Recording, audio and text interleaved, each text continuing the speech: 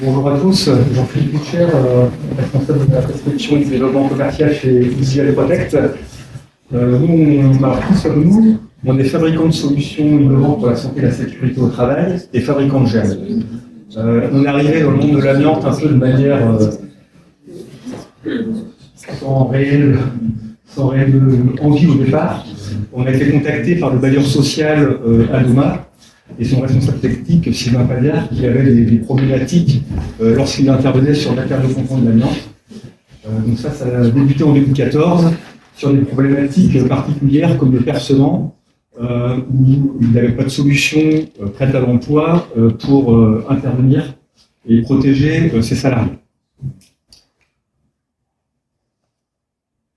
Toutes nos solutions sont à base de gel. L'objectif, c'est d'avoir un produit qui soit prédosé, prêt à l'emploi, pour une mise en œuvre qui soit facile, de simplifier aussi le mode opératoire pour l'opérateur. On sait très bien que plus il y aura de gestes à faire, plus il y a ces sources d'erreurs pour l'opérateur. Donc il nous semblait bon d'avoir des solutions qui soient vraiment le plus simple possible et qui modifient le moins possible les gestes des opérateurs. Donc si on capte l'amiante, on capte aussi toutes les autres poussières, puisque l'amiante est la particule la plus fine. Donc si nos produits peuvent être utilisés aussi sur le plomb, et notamment aussi sur la problématique silice, puisqu'elle est passée CMR au 1er janvier 2021.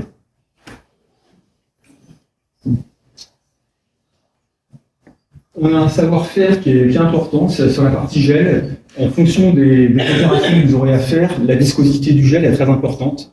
Un gel très visqueux ne fonctionnera pas sur du percement. La poussière n'aura pas le temps d'être humidifiée et captée.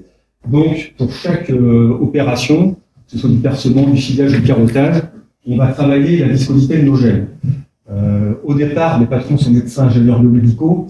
On a commencé notre travail avec le gel qu'ils utilisaient au quotidien, c'est-à-dire le gel échographique. Puis assez rapidement, ils ont retravaillé le gel, puisque le gel échographique réagit aux alcalins et en fait se met en eau de manière très rapide, notamment quand il chauffe. Donc on a un site de production dans l'Est, à côté de Sarrebourg, où on élabore nos gels et on conditionne tous nos produits. Nos valeurs, qui sont des valeurs qui sont connues, je pense, à tous. La sécurité, il me semblait bon d'avoir des solutions qui soient prêtes à l'emploi et prédosées. Je pense que ça, c'est un peu le côté médical de mes patrons. Et puis, ça permet aussi vraiment d'éviter le risque lors de la manipulation par l'opérateur. Parce que la quantité de gel, c'est toujours subjectif. Je donne souvent l'exemple du verre de vin. Soit on va remplir un verre de vin, la bienséance va dire que c'est 2 tiers. Quelqu'un qui est assoiffé, vous remplissez jusqu'à déborder, et il trouve qu'il n'y en a pas assez. Donc on préférait avoir quelque chose vraiment de prédosé et étudié pour capter toute la poussière. Ça permet aussi d'avoir une maîtrise des coûts, puisqu'on connaît les coûts unitaires de l'opération. Tous nos produits sont brevetés et les marques et modèles déposés. On attache un intérêt particulier aussi à travailler avec les institutions. Nous sommes une petite structure, on est 5 personnes. Commercialement, c'est facile de dire qu'on a les meilleurs produits du monde. Ils nous a semblé bon. Alors, ça retarde très souvent la commercialisation des produits, mais de montrer patte blanche, entre guillemets, en travaillant dans le cadre des campagnes de mesurage national, comme la campagne Carto-Amiante, qui pour nous est un gage au sérieux. Et puis aussi avec l'INRS, ce que ça vaut, mais en pouvant intégrer régulièrement les différentes données propres à l'amiante. Oui. Je vous embête parce que des fois j'ai été confrontée à rechercher sur ma base Scolaamiante le percement d'enduit, par exemple, oui. Et de vouloir cliquer sur le gel hydrique, et c'est grisé, on ne peut pas. Oui. Pourquoi? Alors aujourd'hui, les bases Scolaamiante et Carto, il n'y a pas de lien entre les deux, c'est très dommage. Le dernier rapport qui a été publié, je crois, en 2020 sur Scolaamiante, fait apparaître le gel à la hauteur de 0,01%. Alors c'est nouveau, ça veut dire que ça commence à perler lors des analyses des laboratoires pour des mesurages en accessoires. Maintenant, effectivement, c'est dommage. Je vous donnerai un exemple tout à l'heure, c'est de la découpe. Si vous êtes sur Scolavion, vous êtes en niveau 2, je vois 2300 fibres de mémoire. Nous, on a un process en découpe où vous pouvez travailler à moins de 10 fibres. Donc, du coup, c'est un cercle vicieux, si personne... c'est un cercle vicieux. Je rencontre prochainement l'INRS et j'aimerais bien aborder ces sujets parce qu'on a beaucoup d'entreprises en sous-section 3 qui nous disent qu'il nous faut 4 chantiers tests pour valider nos modes opératoires, alors qu'on sait très bien que vous avez des mesures sur le SS4 où on a moins de 10 fibres. Si on pouvait s'en servir, ça nous gagnerait du temps, ça nous permettrait de changer nos process. Donc nos produits sont vus comme des moyens de protection collective, puisqu'ils protègent l'opérateur et l'environnement. On va passer sur du concret. Donc on a 4 gammes, le perçage, le carottage, la découpe, le diagnostic. À chaque fois, on a développé de nouveaux produits à la demande de sociétés qui avaient des besoins spécifiques. Et notre force aujourd'hui, c'est de pouvoir répondre et de se pencher sur toutes les problématiques, quel que soit le volume de chiffre d'affaires potentiel d'idées. Je vois carottage sans ajout d'eau, ça veut dire qu'on a aussi une lambda. Oui, pardon. Et votre gel remplace l'eau. Ouais, je vais vous montrer. Et n'use pas le fût. Non, tout à fait. Donc, la gamme percement, j'allais très vite. C'est la gamme qui est la plus connue. On a une poche pour percer jusqu'à 1000 mm, à 100, à 250 jusqu'à 14. On a éventuellement des poches pour le transpercement. Et il y a peu, on a développé une solution pour le groupe Orano pour percer en zone dans un cadre nucléaire. C'est-à-dire, leur problématique, c'était d'avoir un déchet qui soit conforme au cahier des charges de l'ANRA et d'avoir un déchet qui soit dur, puisqu'il ne peut pas avoir de l'eau ou du gel en zone. Donc ça, on a travaillé sur ce développement. C'est des marchés confidentiels, entre guillemets, et des marchés qui sont longs à déboucher. Ça fait 4 ans qu'on travaille sur le sujet. Les résultats sont vraiment bons. Ça permet de travailler sous le code de santé publique. Ça leur permet de gagner de la place dans les fûts décanteurs. Et ça réduit le coût des opérations de manière drastique, puisqu'en fonction des chantiers, ça peut leur réduire jusqu'à 5 000 € le coût d'opération. Et ça leur permet de travailler sans aspirateur, puisqu'après en zone, l'aspirateur est considéré comme un déchet. Donc je vais vous montrer la découpe. Une petite vidéo sera plus simple que les paroles. Excusez-moi pour la duration, je vous en dis tout.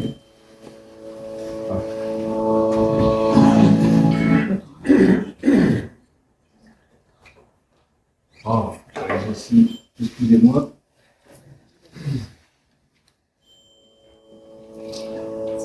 Donc en fait, quand on sort un produit, on fait tester à des entreprises qui soient petites, grandes, de tout corps de l'État. Le premier produit qu'on a développé, c'est 30 cm de long avec une sous-face adhésive. Et on a eu la STADEC qui a eu un chantier de démantèlement sur la raffinerie de Dunkerque, qui est un des plus gros chantiers en 2020, je crois. Et ils pouvaient utiliser nos poches en nous mettant 4 bout à bout pour faire de la découpe. Donc moi je leur ai dit c'est très bien, mais je ne vais pas vous vendre ce produit-là parce qu'il me semble plus opportun de vous faire un produit qui soit dimensionné sur mesure et qui soit simple à mettre en œuvre pour vos opérateurs. Donc ça nous a permis de faire évoluer nos produits en proposant aujourd'hui 5 à 6 dimensions de gaine en fonction des différents diamètres, avec toujours dans le même esprit une gaine transparente avec un axe pour venir couper à la scie sabre. Pourquoi la scie sabre? Parce que c'est une coupe qui est franche et une vitesse de travail qui est lente.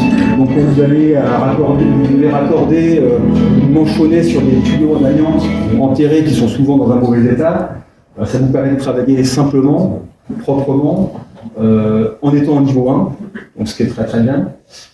Sachant que nous, l'objectif à terme de tous nos produits, c'est toujours d'être en dessous comme de la santé publique et des 5 fibres. Alors sur la découpe, on n'a pas encore de mesures permanentes en dessous des 10 fibres, mais les entreprises avec lesquelles on travaille, notamment beaucoup avec les groupes de TP, sont contents parce que déjà ça leur permet de travailler en niveau 1 et simplement. En découpe, vous avez oui. La solution pour les gaines, on va dire. Oui. Est-ce que vous avez des solutions pour les plaques aussi? Oui, alors oui. En fait, on fait des variantes, alors, je ne l'ai pas présenté là, on fait des variantes avec des sous-faces adhésives pour du sillage. Donc ça peut être du sillage de cloison, ça peut être aussi sur par exemple, vous avez des baignoires avec une face amiantée, et de traiter l'intégralité de la baignoire en déchets amiants. Peut-être l'idéal, c'est de couper la partie qui est amiantée et d'avoir un coût maîtrisé. Donc, il faut savoir aussi qu'on travaille avec l'OPPBTP, ici présente, et sur la partie sillage, on cherche des entreprises avec lesquelles on puisse faire des tests dans le cadre de la campagne Carrefour Amiante pour enrichir la base commune. Et nous, on vous fournit les produits gracieusement. Voilà. Sur la tôle ondulée. Lundi Ah ben, on en parle, et avec plaisir. Sur la tôle ondulée fibrosée. Ouais. Je vais même aller plus loin. Nous, on est en train de. Alors, on cherche aussi des entreprises partenaires sur ce dossier-là. Mais je pense que sur du sillage à la meuleuse dans un cadre amiante, alors vous allez me dire, je vais vous faire hurler, il y a des gels de gel. Je pense que c'est très, très, très satisfaisant les résultats qui pourraient être obtenus. Voilà. Donc, avis à ceux qui sont intéressés sur cette partie sillage et éventuellement aussi même pour les opérations. Pour enlever les peintures amiantées, j'en parlais tout à l'heure avec des environnements, sur des opérations en sablage.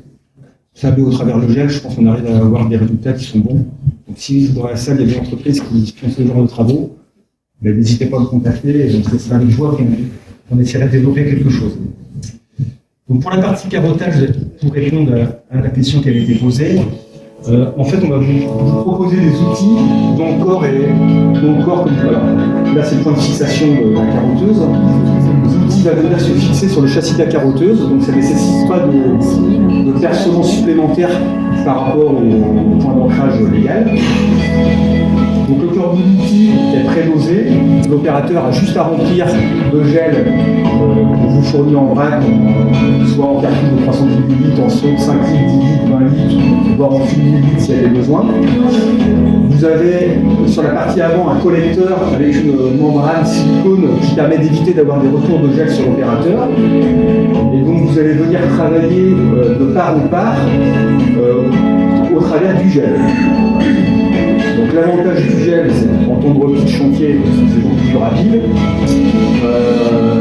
Vous n'avez pas de l'eau qui vient se fourrer partout. Et notamment quand vous êtes dans un cadre transperçant, on a beaucoup de maçons qui utilisent le produit même hors amiante. Parce que ça leur évite les fuites par capillarité quand l'eau va en fait se mettre entre la chape et la dalle et au bout de quelques jours va revenir suinter sur les plafonds. Donc avec cette méthodologie, on est sous les 5 fibres. Pour que la mesure soit publiée dans le cadre de la campagne Carrefour-Amiante, il manque encore un ou deux résultats. Donc je lance encore cet appel si vous êtes intéressé. Et l'outil, nous avons 3 dimensions d'outils pour aller jusqu'à 300 mm. Voilà. Et après, on sait faire des outils sur mesure. On en a fait un pour EDF pour percer du taux sous un réacteur. Voilà. Mais on travaille, on vous fait du sur-mesure. Donc là, le dernier chantier test a été fait sur le roulement sur le carottage d'enrobé pour éviter de travailler à l'huile. Donc là, on voit les différentes dimensions des outils. Voilà, ça peut être utilisé dans tous les cadres et pour tout type de poussière. Donc on a la partie sillage. Donc si je l'avais dit, je ne me rappelle plus. Donc là, on a fait un test, donc je n'ai pas le résultat de la mesure. Mais ce qui nous intéresse aussi de manière plus large, c'est sur la partie silice. C'est en fait de montrer, vous savez très bien qu'on concilie sans rien que c'est émissif. On s'attache aussi à démontrer, on sait que nos clients vont chercher la méthodologie peut-être la plus simple ou ce qui leur semble la plus pratique, c'est-à-dire de travailler au travers d'un sillon de gel. Donc on voit que ça réduit de manière drastique en poussièrement, il y a quelque chose sur le phénomène de chevillé dans la profondeur de la découpe qui vient générer de la poussière. Et puis après on propose donc la poche de la adhésive avec différentes dimensions où on se rend compte que ça réduit quand même de manière drastique l'empoussièrement.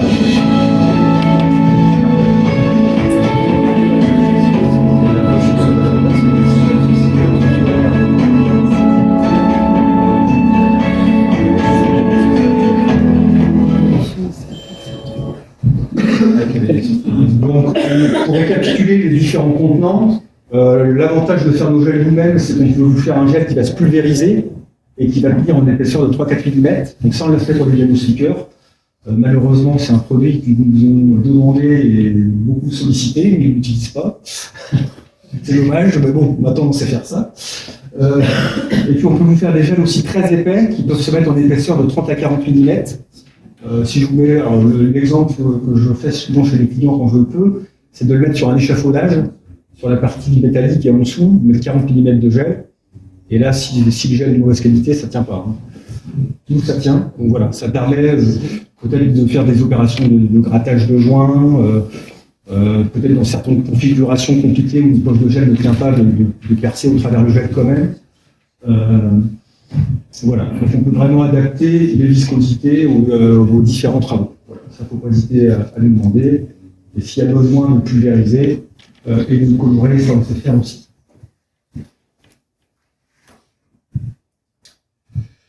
Oui, mais bien évidemment, quand il y a des entreprises qui ont des problématiques spécifiques, on essaie de les accompagner. Là, c'est un chantier qu'on a fait avec GRDF, quand ils font de la détection de fuite de gaz. Ils nous ont demandé de modifier nos outils pour que ça corresponde à leur cahier des charges. Et voilà, donc ça, on accompagne régulièrement. On l'a fait aussi pour des mini-outils de carottage pour les comptes de réticence SNCF de Rennes. Quand ils repassent des antennes, des câbles dans les rames de train,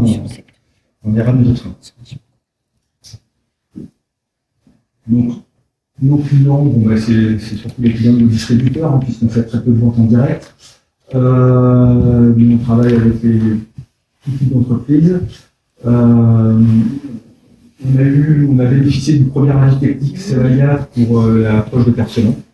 Donc Sevalia, c'était une institution qui est souvent pas connue dans le monde de l'amiante, mais qui pour nous avait un intérêt, c'est de délivrer un avis technique au vu de la protection individuelle et collective. Et ça nous semblait neutre. C'est bien dommage que la commission ne soit pas prolongée, sachant qu'on avait déposé des dossiers pour tous nos autres produits. Et puis, après, l'objectif est vraiment de pouvoir travailler avec les institutions et au PPVT, et notamment. Merci à tous pour votre écoute. Puis si vous avez des questions, je reste disponible.